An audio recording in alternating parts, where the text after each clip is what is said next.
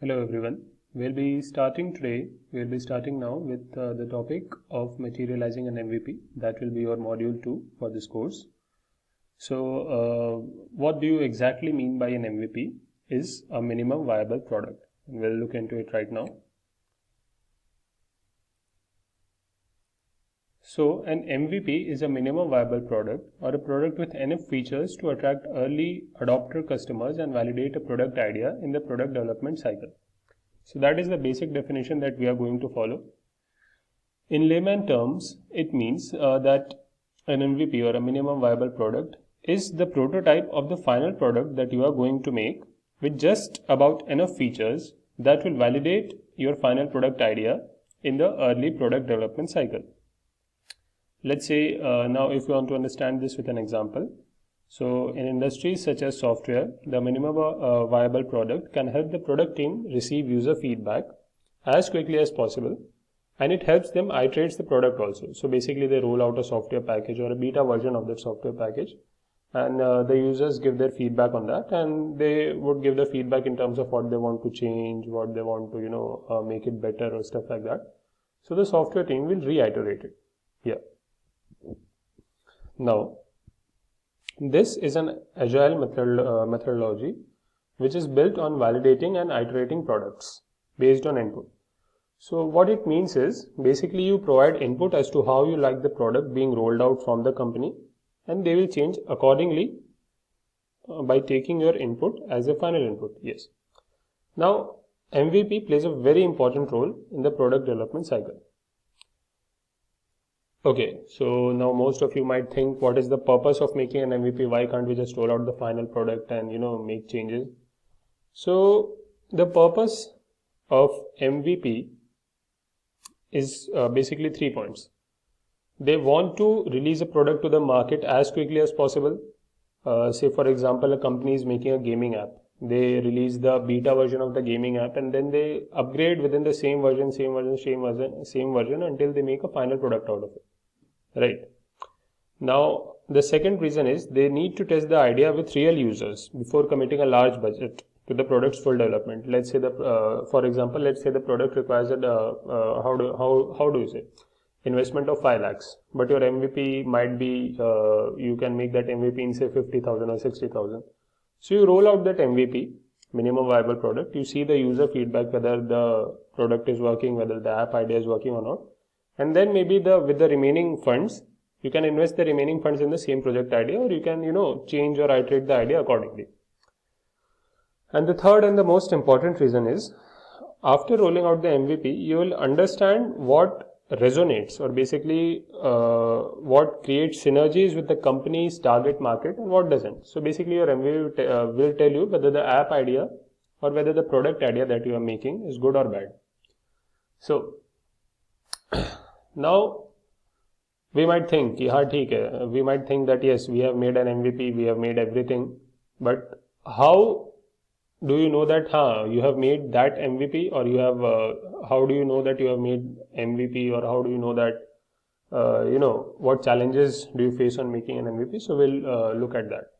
Yes. So there are a few strategic steps to take. We'll look on those steps. So first, make sure that your MVP that you have planned aligns with your business objectives. Now let's say you have an objective of generating revenue. Say for example, you need 5,000 monthly revenues. Make sure the MVP that you make will align with your business objective.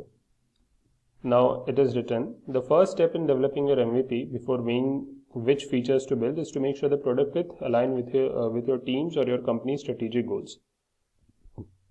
As I said, maybe we will be working on a revenue number in the coming 6 months, or do we have limited resources? These type of questions will define your business objectives, and that in turn will define your MVP plannings. Yes. Now, what purpose will it serve? Again, what purpose will it serve is attracting new customers, making the current priority of the company to understand its markets, understand its core market, maybe to offer new functionality for existing customers.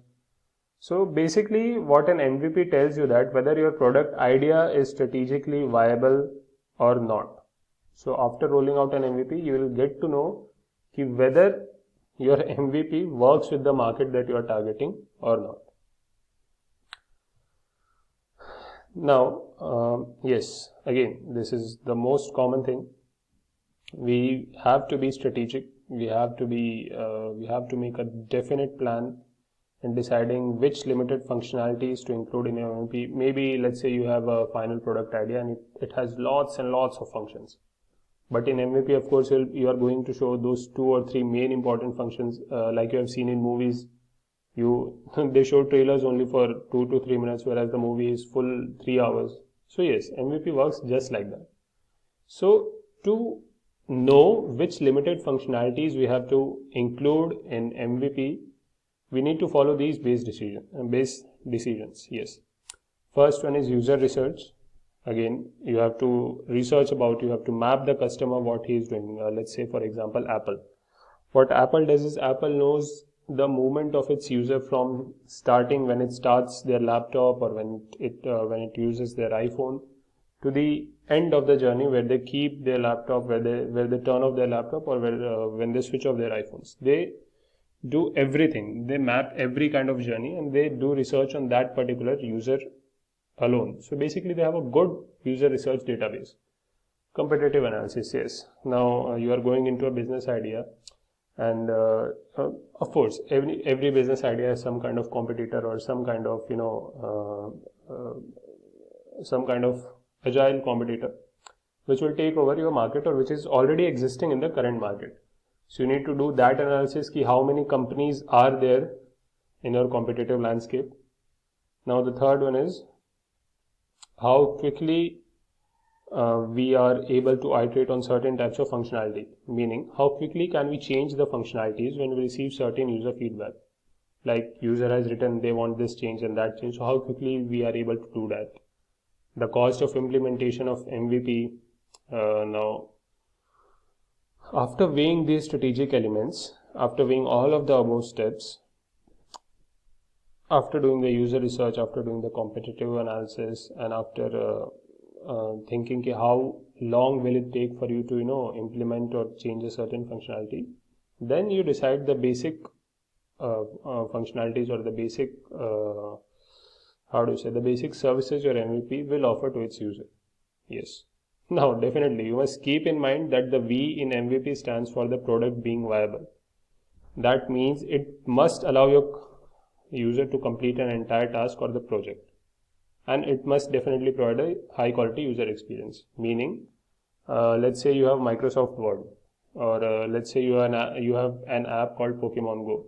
So in the beta version, maybe you might think like, yes, so we just want the user to catch Pokemon, we just want the users to just look at the Pokemons and decide what it does.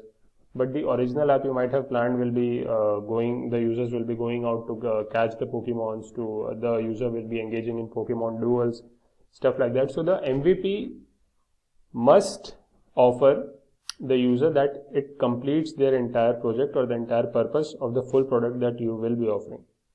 But it must have the basic functionalities, that's all. Now for an example, let's take Airbnb. Now the founders didn't have any money to build business. So what they did was they rented out their own apartment to create a market offering short-term peer-to-peer rental housing online. Basically they rented out their own apartment to check whether the idea of Airbnb is feasible or not. And again, they created a very minimalist website. They published photos and details about their property. And just like that, within a click, they found several paying guests online. Now Foursquare. Foursquare is what? Basically a location-based social network. It only offers check-ins and gamification rewards. Now, before they are offering check-ins and gamification reward, they just evaluated their idea with the city guides, and they just rolled out a small app and they evaluated their idea with the city guides and other people, and they took other recommendations also, and they quickly integrated everything and rolled out the whole thing. So yes, that is basically what an MVP is, a minimum viable product. And now you know what an MVP is, how to make an MVP, and what basic functionalities you should include in your MVP. Thank you so much.